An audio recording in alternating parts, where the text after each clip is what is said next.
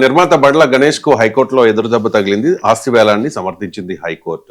అంటే బండ్ల గణేష్ ఇప్పుడు చేస్తున్న ఆరోపణ ఏంటంటే తన ఆస్తిని తక్కువ విలువకు చూపించి వేలం వేశారు, దీనివల్ల నాకు చాలా నష్టం కలిగింది అని చెప్పేసి. అంటే బండ్ల గణేష్ ఎప్పుడు కూడా వార్తల్లో ఉంటూ ఉంటారు. అసలు ఏంటి వివాదం? బండ్ల గణేష్ అంత క్రైసిస్ లో ఉన్నారు ఫైనాన్షియల్ గా.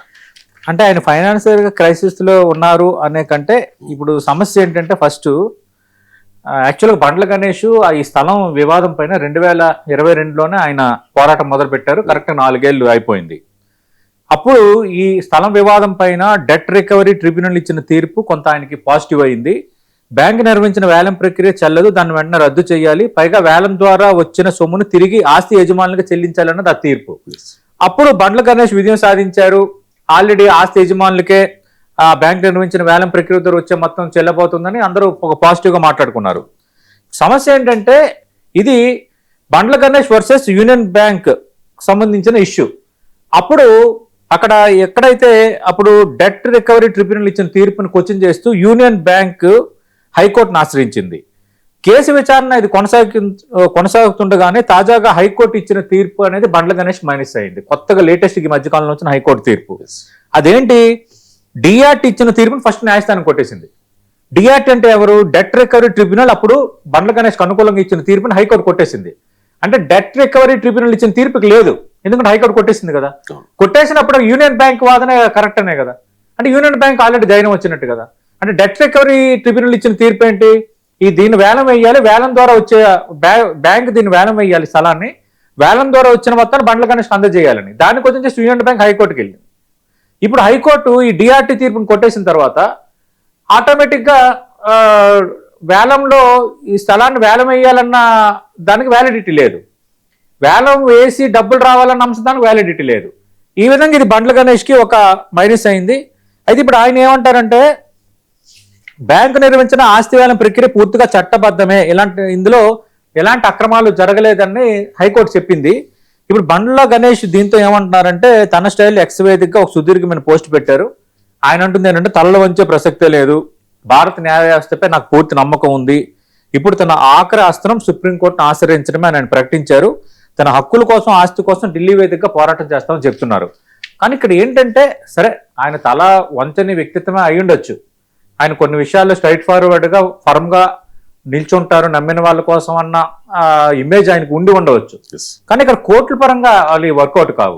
రేపొద్దున్న హైకోర్టు ఏ గ్రౌండ్స్ కింద డిఆర్టీ ఇచ్చిన డెట్ రికవరీ ట్రిబ్యునల్ ఇచ్చిన తీర్పును బండ్ల గణేష్ స్థల వివాదంలో హైకోర్టు కొట్టేసింది కాబట్టి అంటే వేలం వేసుకోవటం అన్న అంశానికి యూనియన్ బ్యాంకు గ్రీన్ సిగ్నల్ ఇచ్చినట్టే. అంటే యూనియన్ బ్యాంక్ దాన్ని వేలం వేసుకోవచ్చు, కానీ వేలం మొత్తాన్ని ఇప్పుడు బండ్ల గణేష్కి ఇవ్వాలని లేదు, ఎందుకంటే డిఆర్టీ తీర్పును కోర్టు కొట్టేసింది కాబట్టి. దీన్ని ఇప్పుడు సుప్రీంకోర్టులో బండ్ల గణేష్ క్వశ్చన్ చేస్తారు.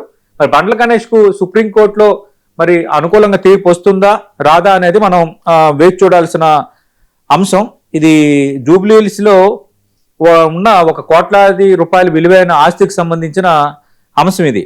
ఇక్కడ సమస్య ఏంటంటే తన కుటుంబానికి చెందిన ఆస్తిని బ్యాంక్ అధికారులు దక్కించుకోవడం ప్రణాళికబద్ధంగా వ్యవహరించారు, ఒక పెద్ద కుట్ర జరిగిందన్నది ఆయన అభ్యంతరం. కానీ ఇక్కడ ఇష్యూ వేరు. అది కూడా ఇక్కడ ఏం జరిగిందంటే బండ్ల గణేష్ కుటుంబం తీసుకుంటాం రుణాల వసూలు కోసం బ్యాంక్ అధికారులు రంగంలో దిగినప్పుడు జరిగిన ఇష్యూ ఇది. అందుకు ఇది ఏంటంటే చాలా టెస్ట్గా ఉంది, పజిల్డ్గా ఉంది. నిజంగా బండ్ల గణేష్ బ్యాంక్ నుంచి రుణాలు తీసుకుని రుణాలు ఎగవేతకు పాల్పడితే దానికి తగ్గట్టుగా వాళ్ళకి సంబంధించిన ఆస్తిని వేలం వేసుకోవటానికి రైట్స్ వీళ్ళకి వచ్చినట్టే. ఫర్ ఎగ్జాంపుల్ మనం అప్పు తీసుకుంటాం, మనం రుణాలు తీసుకుంటాం, మనం ఒక పూచికత్తు ఒకటి చూపిస్తాం కదా. అలాగే ఇప్పుడు రుణాలు ఎగవేశారన్నది యూనియన్ బ్యాంకు ఆరోపణ. దాంట్లో భాగంగా మేము అతని యొక్క ఆస్తిని వేలం వేయడానికి సంక్రమించామన్నది వాళ్ళది. డిఆర్టీ తీర్పు ఇతనికి అనుకూలంగా ఇచ్చారు, కానీ ఆ డిఆర్టీ తీర్పును ఇప్పుడు హైకోర్టు కొట్టేసింది కాబట్టి నేను ఎవరికి తలలు వంచనంటే ఇప్పుడు ఎవరికి తలలు వంచకపోయినా రేపు పొద్దున్న న్యాయ వ్యవస్థలను తలలు వంచాలి. సుప్రీంకోర్టులో న్యాయం జరిగితే బండ్ల గణేష్కి వెల్ అండ్ గుడ్, లేదు హైకోర్టు ఇచ్చిన గ్రౌండ్స్ కరెక్టే, డిఆర్టీ తీర్పు తప్పే, మీ ఇంటిని వేలం వేసుకునే అధికారం యూనియన్ బ్యాంక్ ఉందని సుప్రీంకోర్టు కూడా అభిప్రాయపడితే మరి బండ్ల గణేష్ ఏం చేయలేరు.